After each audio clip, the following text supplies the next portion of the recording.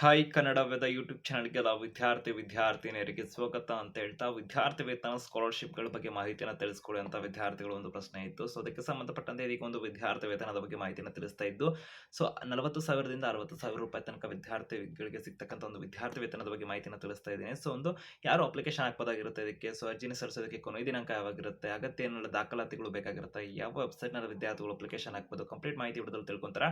ಹೆಚ್ಚಿಗೆ updates information ಮಾಹಿತಿನ ತಿಳ್ಕೊಳ್ಳೋದಕ್ಕೆ ಕನ್ನಡ ಹಬ್ಬದ ಯೂಟ್ಯೂಬ್ ಚಾನಲ್ಗೆ ಸಬ್ಸ್ಕ್ರೈಬ್ ಆಗಿಲ್ಲ ಅಂದ್ರೆ ಆಗಿ ಬೆಲ್ ಐಕಾನ್ ಕ್ಲಿಕ್ ಮಾಡಿ. ಶಿಕ್ಷಣಕ್ಕೆ ಸಂಬಂಧಪಟ್ಟಂತೆ ಪ್ರತಿಯೊಂದು ಎ ಟು ಝೆಡ್ ಮಾಹಿತಿಗಳು ನಮ್ಮ ಕನ್ನಡ ಹಬ್ಬದ ಯೂಟ್ಯೂಬ್ ಚಾನಲ್ ನಿಮಗೆ ಸಿಗ್ತಾ ಇರುತ್ತೆ ಅಂತ ಹೇಳ್ತಾ, ಹಾಗೆ ಈ ವಿಡಿಯೋ ಡಿಸ್ಕ್ರಿಪ್ಷನ್ ಅಲ್ಲಿ ಕನ್ನಡ ಹಬ್ಬದ ಅಫಿಷಿಯಲ್ ಇನ್ಸ್ಟಾಗ್ರಾಮ್ ಪೇಜ್ ಲಿಂಕ್ ಇರೋದಾಗಿರುತ್ತೆ. ಅಲ್ಲಿ ಕೂಡ ಹೆಚ್ಚುವರಿ ಮಾಹಿತಿನ ನೀವು ಪಡ್ಕೊಂತಾ ಇರಬಹುದಾಗಿರುತ್ತೆ ಅಂತ ಹೇಳ್ತಾ, ಸೊ ಅಲ್ಲಿ ಕೂಡ ಫಾಲೋ ಮಾಡೋದ್ರ ಮುಖಾಂತರ ಪ್ರಮುಖ ಮಾಹಿತಿಗಳು ನಿಮಗೆ ಅಪ್ಡೇಟ್ಸ್ಗಳು ಸಿಗ್ತಾ ಇರ್ತವೆ ಅಂತ ಹೇಳ್ತಾ, ಸಬ್ಸ್ಕ್ರಿಪ್ಷನ್ ಆಪ್ಷನ್ ಮುಖಾಂತರ ಹೆಚ್ಚುವರಿ ಮಾಹಿತಿಗಳನ್ನು ನೀವು ಪಡ್ಕೊಂತಾ ಇರಬಹುದಾಗಿರುತ್ತೆ. ಸೊ ಹಾಗೆ ವಿದ್ಯಾರ್ಥಿಗಳೆಲ್ಲ ನಿಮ್ಮ ಸ್ನೇಹಿತರಿಗೆ ವಿಡಿಯೋ ನೋಡಿದ ನಂತರದಲ್ಲಿ ಶೇರ್ ಮಾಡಿ, ಅವರಿಗೆ ಒಂದು ಮಾಹಿತಿ ಸಹಾಯ ಆಗ್ಬೋದು ಅಂತ ಹೇಳ್ತಾ ಒಂದೊಂದಾಗಿ ಎಕ್ಸ್ಪ್ಲೇನ್ ಮಾಡ್ತೇನೆ ಬನ್ನಿ ವಿದ್ಯಾರ್ಥಿಗಳೇ.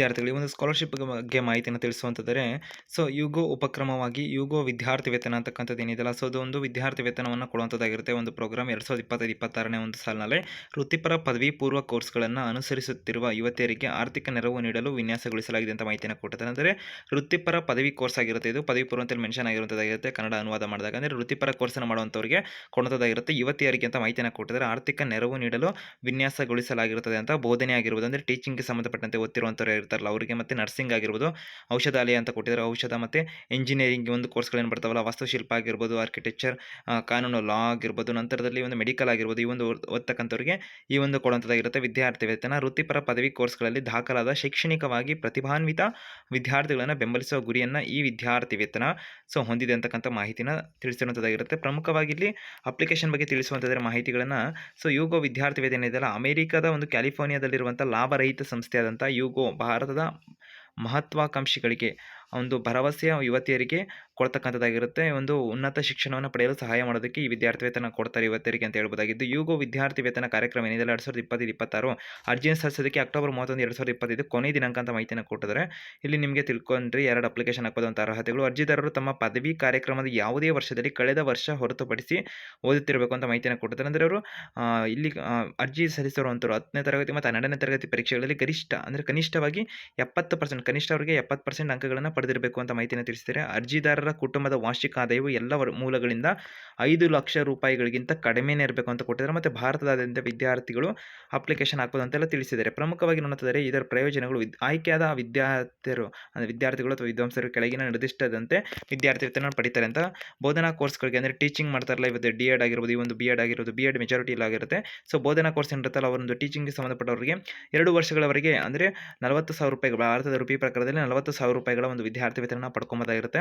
ನಂತರದಲ್ಲಿ ನರ್ಸಿಂಗ್ ಮತ್ತು ಫಾರ್ಮಾ ಕೋರ್ಸ್ಗಳಿಗೆ 4 ವರ್ಷದ ಇರುತ್ತಲ್ಲ, ಅವರಿಗೆ 40,000 ರೂಪಾಯಿ ತನಕ ಸಿಗುತ್ತೆ. BSc ಆಗಿರ್ಬೋದು, ನಂತರದಲ್ಲಿ BCA ಆಗಿರ್ಬೋದು, ಮುಂತಾದ 3 ವರ್ಷಗಳ ಕೋರ್ಸ್ ಇರುತ್ತಲ್ಲ, ಅವರಿಗೆ 40,000 ರೂಪಾಯಿ ತನಕ ವಿದ್ಯಾರ್ಥಿ ವೇತನ ಸಿಗುವಂಥದ್ದು ಇರುತ್ತೆ. ಇಂಜಿನಿಯರಿಂಗ್ MBBS, BDS ಆಗಿರ್ಬೋದು, ಕಾನೂನು ವಾಸ್ತುಶಿಲ್ಪದ ಒಂದು ಅಂದರೆ ಲಾ ಆಗಿರ್ಬೋದು, ಆರ್ಕಿಟೆಕ್ಚರ್ ಅಂತ ಕೋರ್ಸನ್ನು ಓದ್ತಿರುವಂಥವ್ರಿಗೆ 4 ವರ್ಷದವರಿಗೆ 60,000 ರೂಪಾಯಿ ತನಕ ವಿದ್ಯಾರ್ಥಿ ವೇತನ ಸಿಗುತ್ತೆ ಅಂತ ಮಾಹಿತಿಯನ್ನು ಕೊಟ್ಟಿದ್ದಾರೆ. ನಂತರದಲ್ಲಿ ಶೈಕ್ಷಣಿಕ ವೆಚ್ಚಗಳ 100% ಅನ್ನು ವಿದ್ಯಾರ್ಥಿ ವೇತನವು ಭರಿಸುತ್ತದೆ. ಇದರಲ್ಲಿ ಶೈಕ್ಷಣಿಕ ವೆಚ್ಚಗಳು ಬೋಧನಾ ಶುಲ್ಕ ಆಗಿರ್ಬೋದು, ಪ್ರವೇಶ ಆಗಿರ್ಬೋದು, ಶುಲ್ಕ ಆಗಿರ್ಬೋದು, ನಂತರದಲ್ಲಿ ಪರೀಕ್ಷಾ ಶುಲ್ಕ ಆಗಿರ್ಬೋದು, ಪುಸ್ತಕಗಳಾಗಿರ್ಬೋದು ಇತ್ಯಾದಿ. ಜೀವನ ವೆಚ್ಚಗಳು, ಹಾಸ್ಟೆಲ್ ಶುಲ್ಕ ಆಗಿರ್ಬೋದು, ಊಟ ಒಂದು ಶುಲ್ಕ ಆಗಿರ್ಬೋದು, ಸಮವಸ್ತ್ರ ಆಗಿರ್ಬೋದು, ಸಾಧನಗಳಾದಂಥ ಒಂದು ಲ್ಯಾಪ್ಟಾಪ್ ಆಗಿರ್ಬೋದು, ಮೊಬೈಲ್ ಉಪಕರಣಗಳು ಇತ್ಯಾದಿ, ಮಾಸಿಕ ಭತ್ಯೆ ಇತ್ಯಾದಿಗಳನ್ನು ಸೇರಿಕೊಂಡಿರುತ್ತೆ ಅಂತ ಮಾಹಿತಿಯನ್ನು ಕೊಟ್ಟಿದ್ದಾರೆ. ಅಪ್ಲಿಕೇಶನ್ ಹಾಕಲಿಕ್ಕೆ ಏನೇನು ಅಗತ್ಯ ದಾಖಲೆಗಳು ಬೇಕಂದರೆ, ಯುವ ವಿದ್ಯಾರ್ಥಿ ವೇತನಕ್ಕೆ ಸಂಬಂಧಪಟ್ಟಂತೆ ಅಗತ್ಯ ದಾಖಲೆಗಳು 10 ಮತ್ತು 12ನೇ ತರಗತಿ ಅಂಕಪಟ್ಟಿ ಮತ್ತು ಉತ್ತೀರ್ಣ ಪ್ರಮಾಣಪತ್ರ ಬೇಕಾಗಿರುತ್ತೆ ಅಂತ ಮಾಹಿತಿಯನ್ನು ಕೊಟ್ಟಿದ್ದಾರೆ.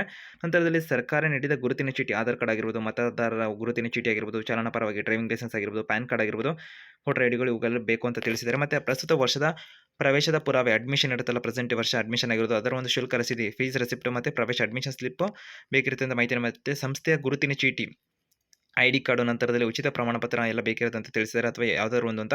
ನಂತರದಲ್ಲಿ ಕುಟುಂಬದ ಆದಾಯ ಪುರಾವೆ ಏನಿದೆಯಲ್ಲ, RTR ನಂಬರ್ ಏನು ಬೇಕಾಗಿರುತ್ತೆ ಅಂತ ಮಾಹಿತಿಯನ್ನು ಕೊಟ್ಟಿದ್ದಾರೆ. ನಂತರದಲ್ಲಿ ನಮೂನೆ 16 ಅಥವಾ ಸಮರ್ಥ ಸರ್ಕಾರಿ ಪ್ರಾಧಿಕಾರದಿಂದ ನೀಡಲಾದ ಆದಾಯ ಪ್ರಮಾಣಪತ್ರ, ಕ್ಯಾಸ್ಟ್ ಆ್ಯಂಡ್ ಇನ್ಕಮ್ ಸರ್ಟಿಫಿಕೇಟ್, ಇದರ ಅಗತ್ಯ ಸಂಬಳ ಚೀಟಿಗಳು ಅಂತೆಲ್ಲ ಕೊಟ್ಟಿದ್ದಾರೆ. ನಂತರದಲ್ಲಿ ಶೈಕ್ಷಣಿಕ ಅನ್ವೇಷಣೆಗಳಿಗೆ ಖರ್ಚು ಮಾಡಿದ ನಿಧಿಗಳಿಗೆ ಪಾವತಿ ರಸೀದಿಗಳು ಬೇಕಾಗಿರುತ್ತೆ ಅಂತ. ಮತ್ತು ಅರ್ಜಿದಾರರ ಬ್ಯಾಂಕ್ ಖಾತೆ ವಿವರಗಳು ಕಡ್ಡಾಯವಾಗಿ ಬೇಕಾಗಿರುತ್ತೆ. ಅರ್ಜಿದಾರರ ಇತ್ತೀಚಿನ ಒಂದು ಭಾವಚಿತ್ರಗಳು ಬೇಕಿರುತ್ತೆ ಅಂತ ಮಾಹಿತಿಯನ್ನು ಕೊಟ್ಟಿದ್ದಾರೆ.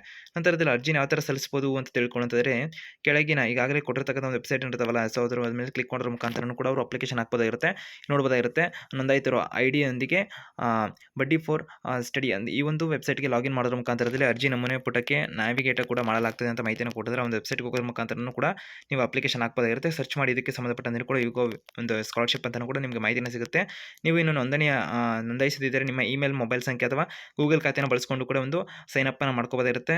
ನಂತರದಲ್ಲಿ ವಿದ್ಯಾರ್ಥಿ ವೇತನ ಇರುತ್ತಲ್ಲ, ಇದಕ್ಕೆ ಅರ್ಜಿ ನಮೂನೆ ಪುಟ ಏನಿರುತ್ತಲ್ಲ ಅದು ಮರು ನಿರ್ದೇಶನ ಆಗುತ್ತೆ. ಅರ್ಜಿ ಪ್ರಕ್ರಿಯೆ ಇರುತ್ತಲ್ಲ, ಪ್ರಾರಂಭ ಮಾಡೋದ್ರ ಮುಖಾಂತರದಲ್ಲಿ ಅರ್ಜಿ ಪ್ರಾರಂಭಿಸುವ ಬಟನ್ ಕ್ಲಿಕ್ ಮಾಡಿದಾಗ ಆನ್ಲೈನ್ ಅರ್ಜಿ ನಮೂನೆಯಲ್ಲಿ ಅಗತ್ಯ ಇರುವಂಥ ಮಾಹಿತಿಗಳನ್ನು ನೀವು ಭರ್ತಿ ಮಾಡಬೇಕಾಗಿರುತ್ತೆ. ಸಂಬಂಧಿಸಿದ ದಾಖಲೆಗಳನ್ನು ಅಪ್ಲೋಡ್ ಮಾಡಿ ನಿಯಮ ಮತ್ತು ಷರತ್ತುಗಳನ್ನು ಸ್ವೀಕರಿಸಿ ಮತ್ತು ಪೂರ್ವ ವೀಕ್ಷಣೆಯ ಮೇಲೆ ಕ್ಲಿಕ್ ಮಾಡಿದಾಗ ಅದೆಲ್ಲ ನೋಡ್ಕೊಬೋದಾಗಿರುತ್ತೆ. ನೀವು ಅರ್ಜಿದಾರರು ಭರ್ತಿ ಮಾಡಿದ ಎಲ್ಲ ವಿವರಗಳಿರುತ್ತಲ್ಲ, ಅಪೂರ್ವ ವೀಕ್ಷಣೆ ಪಡೆದ ಮೇಲೆ ಸರಿಯಾಗಿ ತೋರಿಸ್ತಿದ್ದರೆ ಅಪ್ಲಿಕೇಶನ್ ಸಬ್ಮಿಟ್ ಎಲ್ಲ ಮಾಡ್ಕೋಬೋದಾಗಿರುತ್ತೆ ಅಂತ ಮಾಹಿತಿಯನ್ನು ಕೊಟ್ಟಿದ್ದಾರೆ.